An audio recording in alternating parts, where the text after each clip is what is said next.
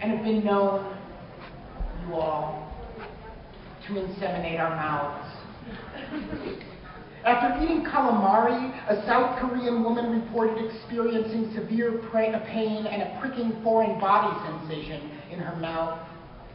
From her tongue, inner cheeks, gums, throat, her doctor excised 12 small white spindle-shaped bug-like organisms. These, you all, were spermatophores, which possess seriously tenacious ejaculatory apparati and a cement-like body which allow for their attachment to materials like the tongue, inner cheeks, gums. This occurrence is inspiring some scientists to ask, does the pain that occurs when spermatophores inject themselves into human mucosa mean that insemination is painful for the female squid? It's quite possible. And I'm going to read a short piece about rats, too. Yeah.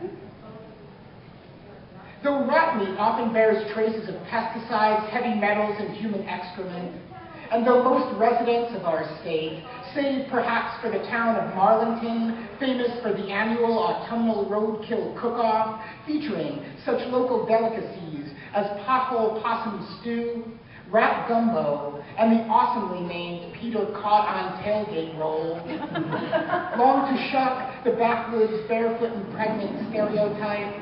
After all, we in West Virginia have the lowest birth rate in the U.S. Uncle empties the traps into a stock pot as his father and his grandfather and his great-grandfather did before him. Adds the water, the tomato, the salt and pepper, and the hot red pepper is his personal touch. And cracks his knuckles, says something about infertility, about 80-hour underground work weeks, about coal as black lipstick, the sort he'd smear Aunt's face with when she was alive and well and simmering anything but rodent on the range. Today, Uncle thumbs through the classifieds while the stew simmers. The top job, evisceration and whole bird retail laborer, Cargill Meat Solutions, ability to travel a must, no experience necessary, immediate opening. According to Calvin W. Schwab's book, Unmentionable Cuisine, step 1 of the rat stew recipe, skin and eviscerate the rat and split it lengthwise. Uncle dips his face into the stock pot steam and inhales. He rattles the newspaper. At the window, the dead sugar maple collecting the freezing rain scratches eudolic at the screen. He writes his name in the frost. He traces his finger along the length of the back page columns. He is tired. He's done this for years. A branch breaks off under the weight. He feels qualified. Uncle calls you to the stove, puts his arm around you. You watch the little nuggets of sour meat surface and dive down, surface and dive down. Uncle says something about peaks and valleys, ships and shafts and the upper crust. He hands you the wooden spoon and the newspaper, the only 2 things he has at this moment to pass on. You think of togetherness and inheritance and ancestry. You think of the wages of secession, of lumps of coal the size of a fist, a human heart. You think of the pride of West Virginia's own Debbie the Rat Lady Dukeman, as she said, I do as many necropsies of rats as I can, and between 1998 and 2003, I took the measurements of the hearts of 150 rats. You kiss Uncle back. Lean your ear toward the stock pot. Swear you can detect the point at which the simmer becomes coral. Swear you can see so many tiny hearts going gray in the wet heat. Uncle closes his mouth. This is another meat solution. You know this, that in Bordeaux, vintners trap rats that inhabit the wine cellars and subsist on the fermenting grape juice. Per step one, the vintners skin and eviscerate the rodents, brush their bodies with a thick sauce of olive oil and crushed shallots, and grill them over a fire of broken wine barrels. Apparently, the resulting meat bears the flavors of Cabernet Sauvignon, Merlot, and Petit Verdot grapes, the latter of which is known in French wine circles as the little stiffener. Like every escape route from a subterranean darkness, the origins of this grape are unclear. You try not to think of little when you think of fertility, and worry about the heritability of uncle's mistakes, anatomical and otherwise. You watch little heart tumble over little rib and little liver. You try to pick out the tenderloin, the neck meat, the feet, the hands. You try not to think of the appendages that anchor us into the sorts of shafts that only want to constrict. The earth filling itself back in, becoming whole again. This we call collapse.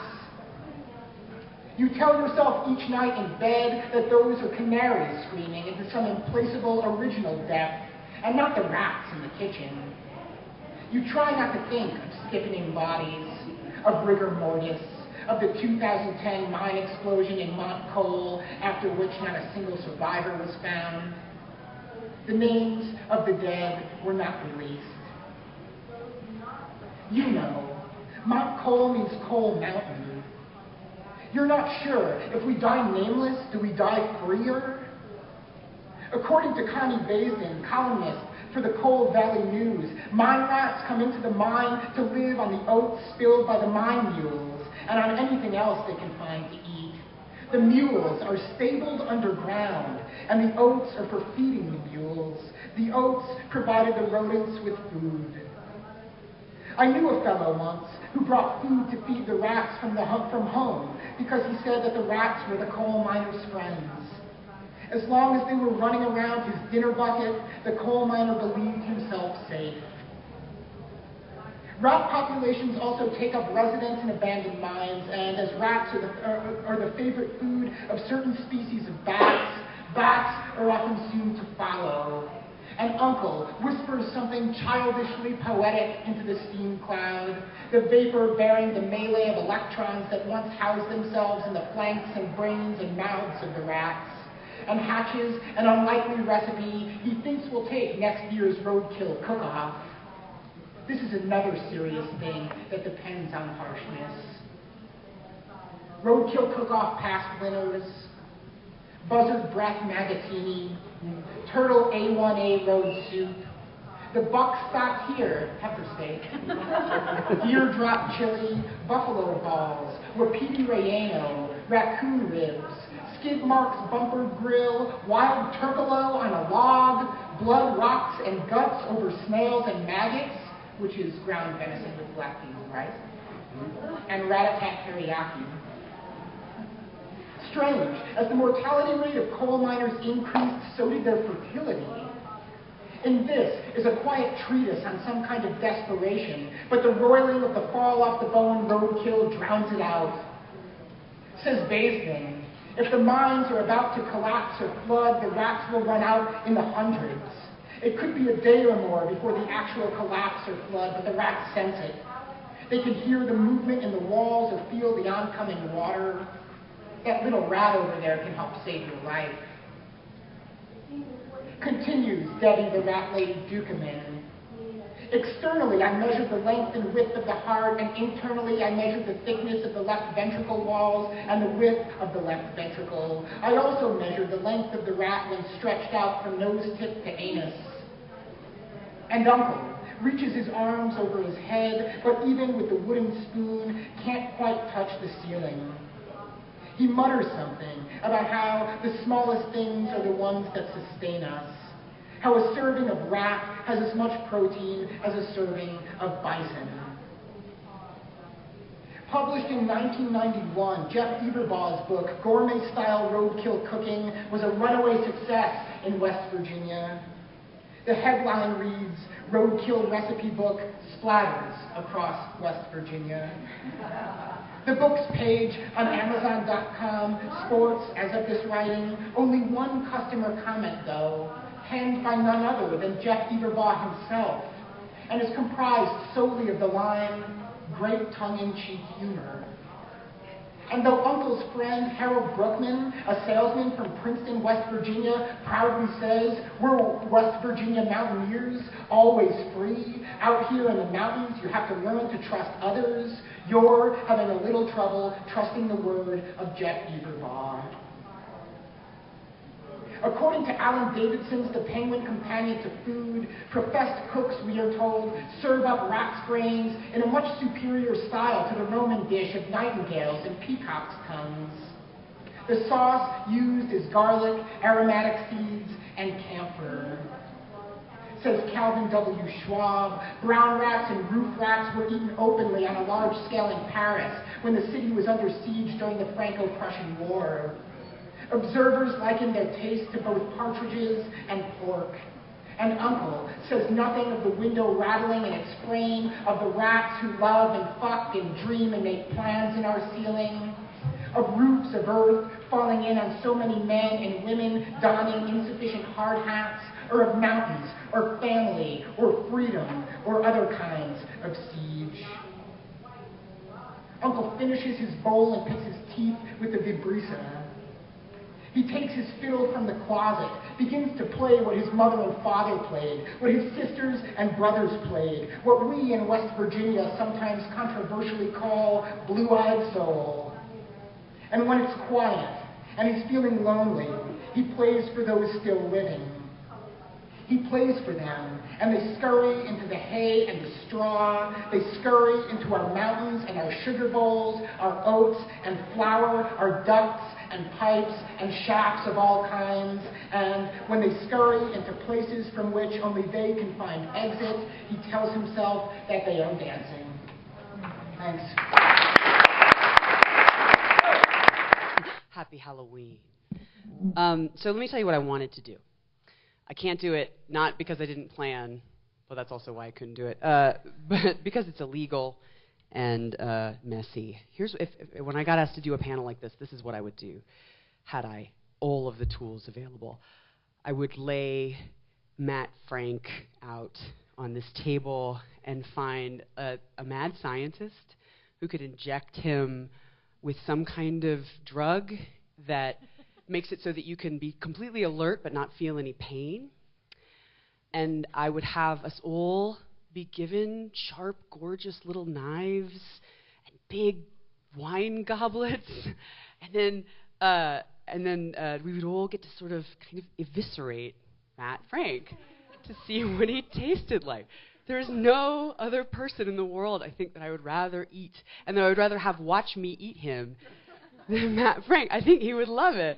And we would probably start kind of sweetly, you know, like with like hair or fingernails, or like nibble on his little cheeks, or like nibble his earlobes, and it would be kind of dainty and PG, you know, because we'd all be a little nervous, and we'd be getting to know each other. Oh, you're from Melbourne, how nice. You know, we'd sort of like a dinner party, and Matt would just be sort of giddily, kind of, you know, prone. Is that prone or supine? Yeah, prone, whatever it is. I don't know. I'm not a writer. And then at some moment, somebody would finally be bold enough to just make that first gorgeous cut. And it would be kind of font-like, you know, like sort of spilling, and we'd be catching the Matt Frank blood in these goblets. And I would, of course, be really good at being a hostess, which is not really the case in real life. And I would find the perfect, and we'd be sipping, you know, and smelling and swirling, and, you know, oh, an amusing bouquet, not ostentatious.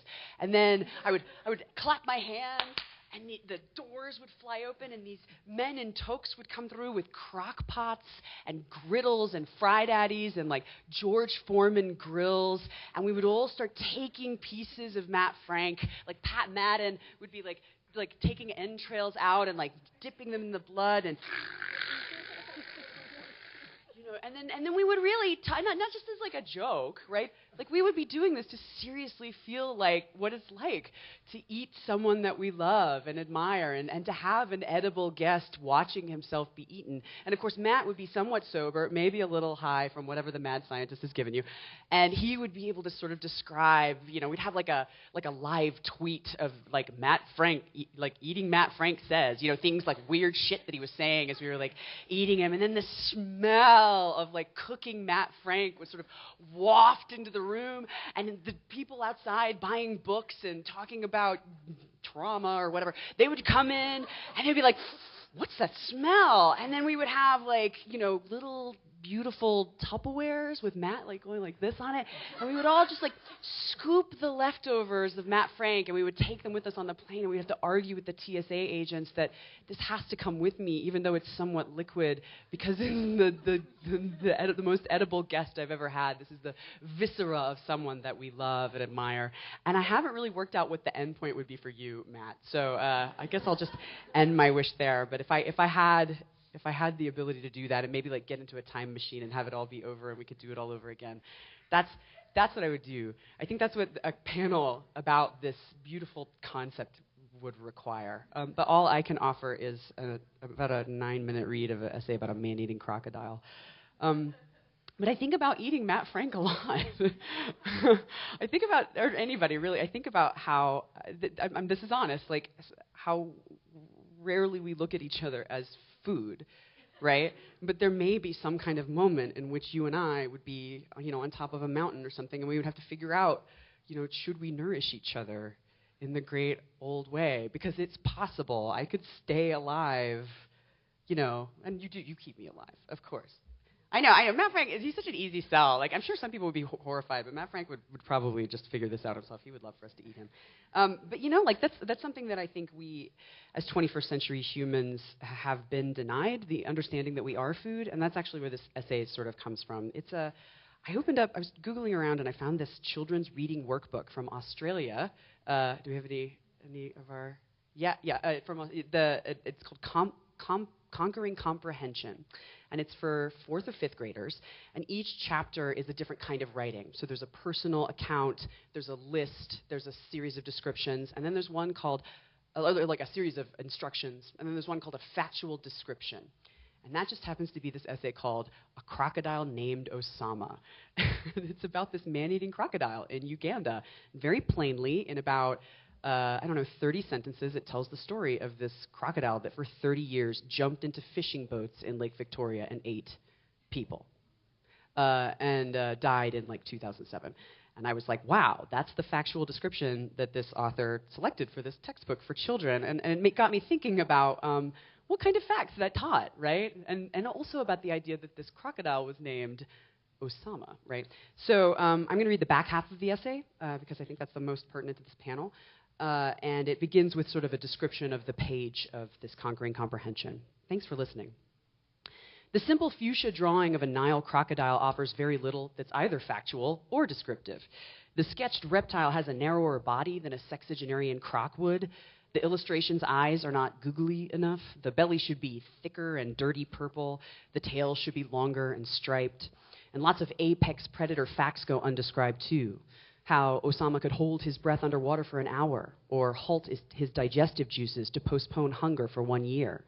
How he could walk on land if need be, and how in his younger days he might have galloped. How he hovered in the brack of his lake for up to a week in pursuit of a single creature, 1 ton of stillness in ambush. These are the facts of size and biology that conquered human comprehension.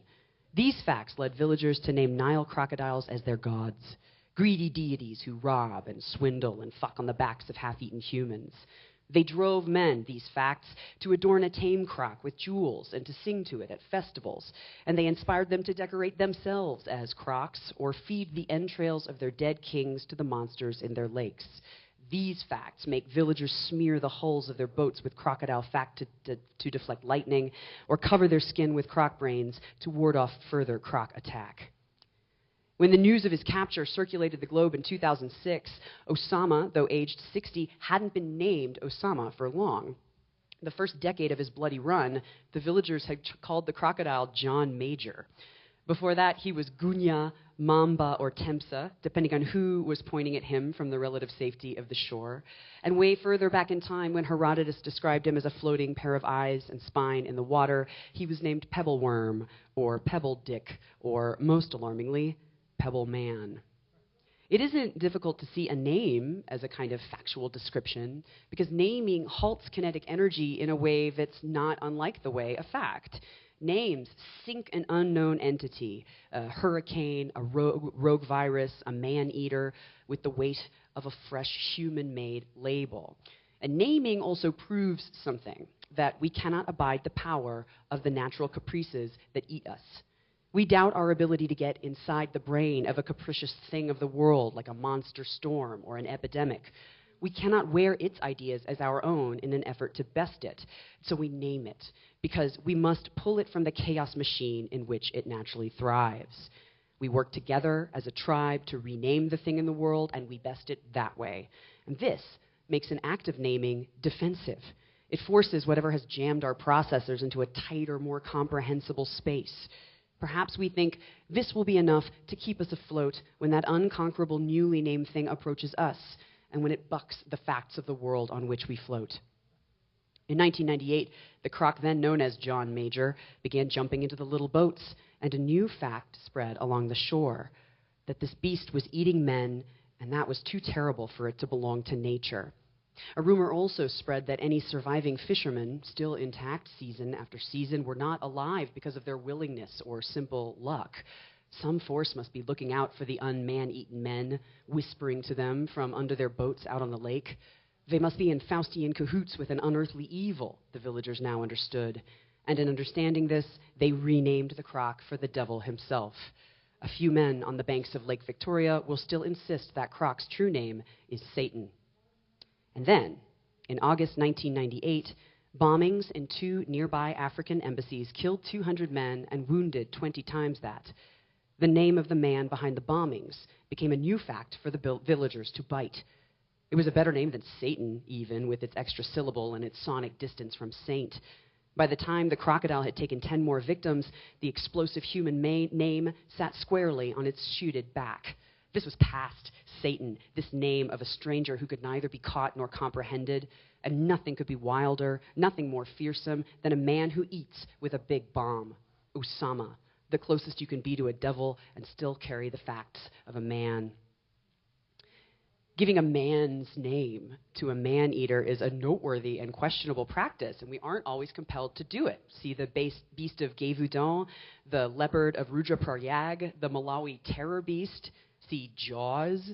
It means something to name a predator not after a region, a synecdoche, or a pebble dick, but with a little first name, just as you would a human baby. Why would we want to bring a skilled man-eater so close to ourselves? Did we do it because we wanted to plant inside the croc a human's capacity for scheming? Do we need to give the croc who eats us a personal psychic power, the power to think the evil thoughts that we tell ourselves only our most wayward specimens are capable of? It could be that it's just too difficult to truly hate a crocodile, with its flat eyes, cold blood, and heart shaped like a peanut. After it has taken so many, we must find a way to feel the same hatred we put toward those of our kind that eat our kin. Or perhaps it's just that nothing is more incomprehensible to us than a beast capable of human hunger, of blood sport. We can comprehend the animal that strikes human attackers to protect its cubs, a poisonous bite or slash to the thorax. That's understandable. That's the ham-fisted work of nature, and Lord knows we humans have done little to inspire the rest of the kingdom's trust. But to some unconquerable man-eaters, humans are still nothing more than a collection of digestible parts. The complex parts that make us invent, travel, or even blow up crowded embassies are still no more difficult to swallow than the legs of a wildebeest or the heart of a stupid gazelle. Interestingly enough, the man's name that we gave this beast, Osama, holds the facts of another man-eater at its roots. In Arabic, the human name Osama means feline predator, or lion, or mark of the lion. It is one of dozens of Arabic first names with Leonine roots, and there are similar men's names in Yiddish, French, Gaelic, Hebrew, Turkish, and Vietnamese. We fancy naming our human babies, especially male ones, after lions, perhaps because it brands them with grace and force. Osama as lion is the name of a tawny king and his mighty heart. Osama as lion is a powerful man, relaxed in his status, perhaps self-assured enough to see order in his own incomprehensible hunger. And lion was also how we marked the 2 man-eaters that stalked railroad workers in 1898 as they built the railroad that connected the Indian Ocean to Osama's very lake. An exact century before the man Osama bombed the embassies, and then the croc Osama was christened, 2 unnamed lions dragged 135 railroad men from their flimsy lakeside tents, nearly 1 per night. The foreman would awake each morning to find the ground all round covered with blood and morsels of flesh and bones. The bald-faced lions, they had no manes, would lick the skin off their victims immediately, so rampant was their taste for fresh human blood. The foreman finally shot them, of course, and the remaining men went back to the railroad, and when they finished, the foreman took their skins, the lions, not the men, I should edit that, as rugs for his study, where he wrote his book, The Man-Eaters of Tsavo, an international bestseller. And he later bequeathed the lion skins to a museum in Chicago, and there the man-eaters stay, renamed FMNH 23969 and FMNH 23970. We are now beyond predation. That is the myth of humans. It is a lonely understanding, if you think on it, that the easiest predator to understand is the predator within us, and the only creatures we give the right to devour us are creatures just like ourselves. No tiger hiding in the darkness, no white whale, but an embassy bomber with a soft skull, no claws, and dull teeth. We are most terrified of the man-eater, who seems nothing like a natural man-eater, though he be a man named after a lion. Or be he another man, this one named after a day of feasting when he was born in 1923 at the top of Osama's very lake. About the time the crocodile was 30, this man had renamed himself His Excellency, President for Life, Field Marshal El Haji Doctor, Lord of all the beasts of earth and fishes of the seas. And then, when he dumped thousands of his countrymen into Lake Victoria, a favorite myth circulated that he was feeding his crocodiles, perhaps giving Ugandan crocs of Lake Victoria their taste for his own kind of flesh. But then again, there was another myth that said that he, this man, had taken to eating the men himself. 4 years after this man-eater fled his Ugandan palace, an unnamed crocodile from Lake Victoria began making a name for himself. Osama the crocodile died in 2007, and his human counterpart followed 5 years later. By the time these 2 Osamas were no longer facts of the earth, Osama the 10-foot-tall Asiatic elephant had begun trampling 27 men in Assam, and Osama the lion had eaten 50 unsuspecting Tanzanians. In 2007, a jaguar cub at a Bolivian animal center was jokingly nicknamed Osama for being an uncontrollable baby. He never killed anyone. He never even made it out of that animal center. But his twin brother did. That twin cub became famous for stalking and devouring a handler near his cage at the Denver Zoo in 2011. And when it was a cub, they'd named that killer twin jaguar after George W. Bush. Thank you. Thank you so much for having me on your panel. Very good company to be in. I'm going to be talking about more of the craft-based side, the difficulties of writing food and food memories. So I'm currently working on a memoir which explores the intersections between food, memory, and the self. My father's a chef and my mother's morbidly obese. I struggle to know what this means for my own relationships to food, often feeling split down the middle by the tension. I've been interested in exploring what food means in both a personal and a cultural sense. It seems to be about far more than just fuel for the body. I'd thought that the difficulties in writing this work would be emotional. Ethical questions about how to write my family, the confronting notion of being honest about my own relationships with food. And while these things have certainly come up, as I sat down to write, I was met with other pressing questions about how to adequately represent food and memory on the page. I felt unable to pin either thing down and frustrated by my inability to move towards answers. I've since come to realise that in writing food memoir, I can't avoid the difficulties that arise around both food and memory. Both are inherently slippery and require a written form which accommodates their trickiness rather than trying to overcome it. For me, that form has been the lyric essay, which seems uniquely suited to embracing the problems that food and memory present, namely those of texture and access. It's well acknowledged that our relationships to food are tangled. MFK Fisher, in the preface to her food memoir, Gastronomical Me, said, "It seems to me that our 3 basic needs, for food and security and love, are so mixed and mingled and entwined that we cannot straightly think of one without the others. So it happens that when I write of hunger, I am really writing about love and the hunger for it.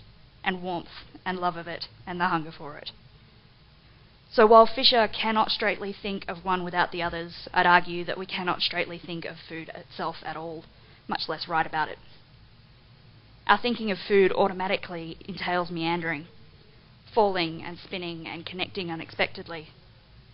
See, when I eat mangoes, I'm thrown back to the memory of a tram from the Queen Victoria Market to North Melbourne. The memory rocks gently from side to side, and I feel the sun on my bare legs. I'm cupping a huge mango in my hand. Then even further back to porcupined mangoes, fruit sticking out at angles like puzzle pieces, my father's sure knife skills. Then back to the tram, the sun. Forward again to their house in North Melbourne. The memory in my palms of the question mark curve of hand against mango echoes the curve of hand against breast. The boldness of a fruit of having such a large single seed at its centre. We drank smoothies in bed. Summer. One another. My fingers tingle with the stick of mango juice. When I eat mangoes, I remember tangled bed sheets. The problem with food is that it seems simple. As something that we have to interact with every day, it might easily be taken for granted. It's so normal, so necessary, that we hardly think of it at all. It's just fuel. If you stop eating, you die. But then, the mangoes. If it's a simple food in, energy out transaction, then why can't I just eat a mango and have it be a delicious mango? Why do memories of mangoes insist on reminding me through my body? Food memories seem to have a unique texture. Foods, their flavours, their smells, the rituals around eating them, drag along associations in a way that other memories don't. Food isn't just food. In writing about food, we're unpacking the stories that we load onto what we eat. We're pulling out Fisher's love and hunger. The Australian doctor and writer Karen Hitchcock, in her article Fat City, argues that obesity isn't a problem for medical professionals to fix, but a matter of personal responsibility. Australians are getting fatter, she says. While recognising the biopsychosocial factors that contribute to obesity, she points also to personal, emotionally driven sources of problematic eating behaviours. She describes one of the cultural roles of food as a potential form of entertainment. She also suggests that our emotional ties to food can be incredibly strong, stating that most people do not overeat because of hunger emanating from the stomach. They're giving in to a desire to consume. They're seeking pleasure or relief and hoping to fill a void. Hitchcock draws parallels between eating and emotions, so that eating itself isn't so much the problem here. It's more about the stories that we tell ourselves and each other about why we eat. Like Hitchcock, Australian writer Ronnie Scott, in his essay Salad Days, also looks at the ways that we use food to communicate and what kinds of messages we might be sending through our consumption of food. Echoing MFK Fisher, Scott suggests that our engagements with food can be powerfully expressive of other things we love and want. For both Scott and Fisher, food is a vehicle for metaphor, a mode of storytelling. Fisher notes that the stories she tells about food in her work don't only represent happiness and love, but also act as a way to talk about a lack of those things. As suggested by Hitchcock and Scott, food is not merely fuel, but a way of saying, this is who I am. This is what matters to me. Inside our bellies, we're full of fun and entertainment. We're full of other people's expressions of caring and nurturing. No wonder we're unable to tackle obesity through education on food as fuel. No wonder we keep eating beyond what we need. No wonder I can't just eat a mango and appreciate it as a standalone mango. Mangoes are too much a part of the story of that particular summer, of all my summers. In writing, as in the lived experience, these associations and the attached significance make food difficult to write about. In short, it means too much. It carries too much significance to write it, or indeed to think of it straightly. Memory is inherently difficult to access. It differs from other non-fiction source material in that it's not something you can look up. It's not something we can access through research or dedicate time to uncovering. Often, memory's contribution to a work are unexpected, they're uninvited, and they're altogether disorderly. The phenomenologist Edward S. Casey talks about the movement of memory using very particular language. Casey acknowledges what he calls the gappiness of memory. and uses words like texture, pastiche, and density to describe the ways that memory moves. He also stresses elements of slippage at play in remembering, describing actions of clustering, compressing, and distending. These words are highly effective ones. Casey's lexicon of memory can be felt. The language he uses gives a feeling of movement and uncontrollability. While our minds have systems in place which encourage the kinds of associations that Casey describes here, the clustering and the pastiche and the like, we as subjective agents have no control over those systems and movements. While we might consider linearity to be the structural logic at play in our memories, and while our memories might feel linear in their narratives, Casey's work suggests that linearity often is not the organising principle.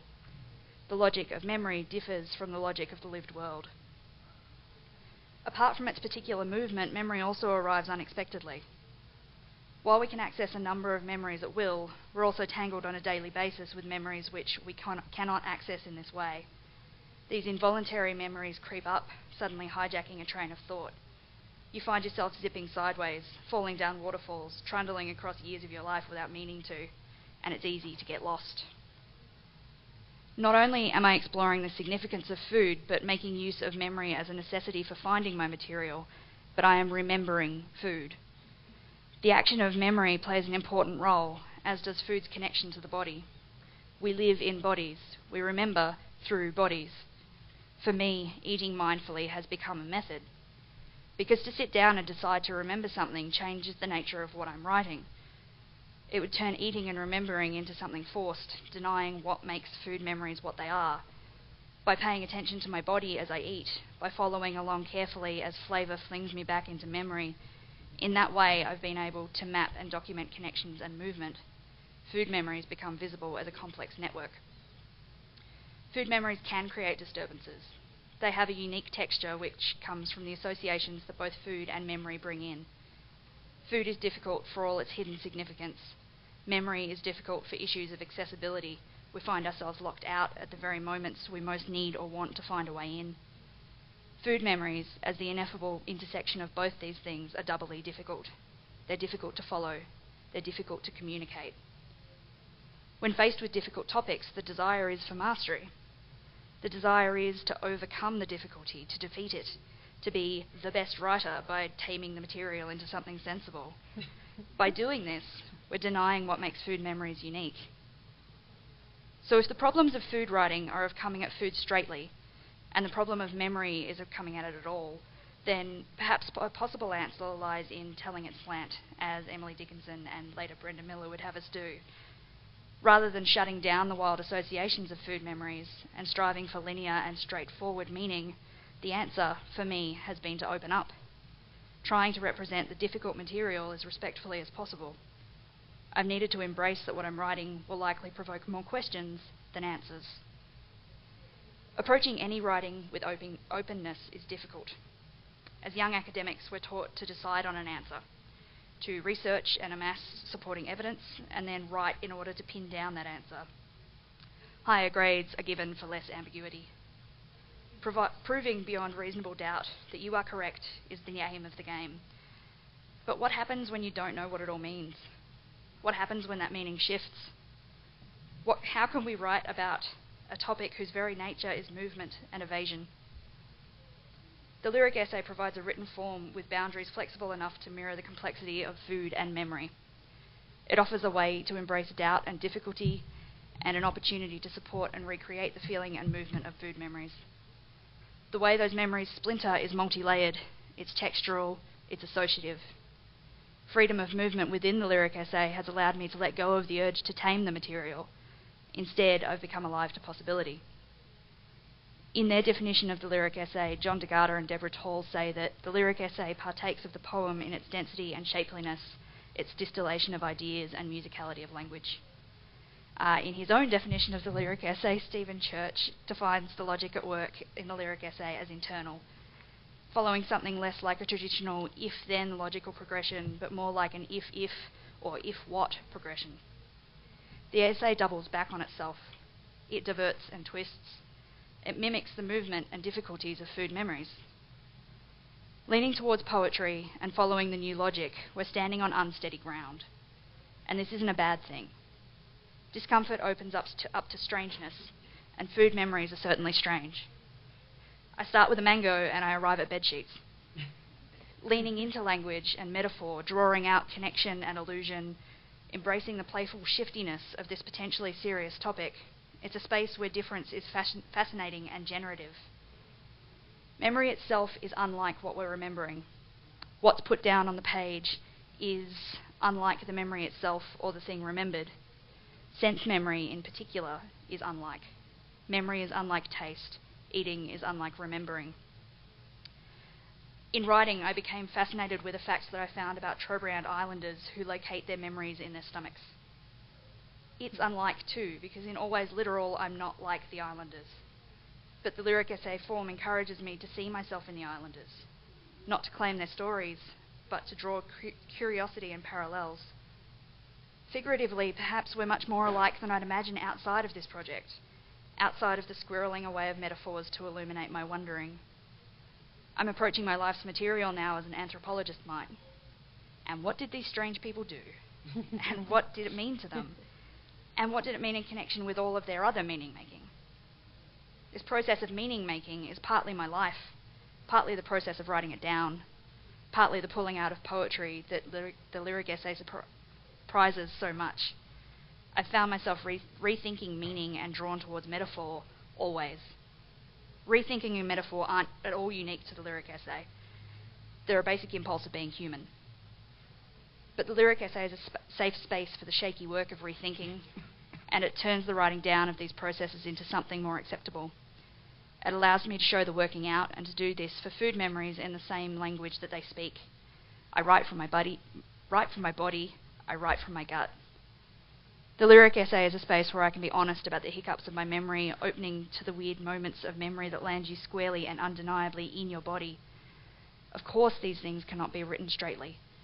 Rather than attempting to overcome the hurdle of food memories, the lyric essay offers an opportunity to embrace their strangeness, and through this, a way to reach a deeper understanding of their importance in our lives.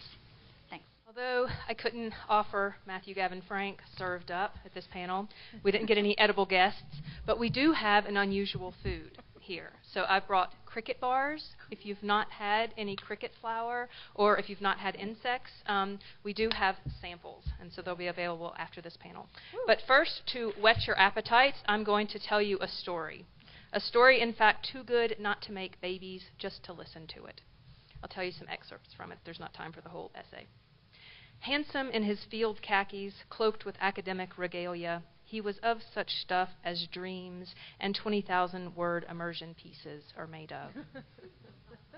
A newswoman, she crossed the floodplain of the campus auditorium to merge his exit with hers, no predestined Cressida. Like the mouth of future tributaries, they came together. After the caps were tossed and the pomp pumped, a river carrying in their billowing sleeves the seeds of graduation glitter, it seemed inevitable that they would spawn floaties wearing fishes. This once upon a time began at a local cafe where they met to discuss the UN Food and Agriculture Organization's suggestion that humans cultivate insects as a future food source. An interview about sustaining a global population of 9 or 10 billion spun into field research, which metamorphosed into dates. Over Texas caviar, they envisioned doubling production on nitrogen-glutted farmland. She, a greenhorn with a soft nose for hard questions. He, a knight-errant who earned his rank slaying cowpea weevils in Cameroon. Had not the gene pool conspired this chance confluence of their academic assignments? She thinks so later, in her kitchen, stirring an iron skillet full of olive-oiled crickets. Drizzling land prawns over mushroom risotto, they toast his confidence-lending expertise, her lost entomophagous innocence. The hunt for the choicest August grasshopper, the most piquant cicada jambalaya, invigorates their courtship. The waft of onion rings at a rodeo makes them grin at each other, remembering last night's French fried wax moth larva. They venture to Knoxville for the University of Tennessee's annual buggy buffet, to ladle thistle grub soup and to finger jello embedded with metal testing pupae. They fly to insectariums to feast their eyes on Spanish moon moths, hold hands out toward walking sticks and each other in botanical gardens. skipping a little ahead. They shuttle between Austin and Montreal, waving their green banner wherever faculty stipends will take them.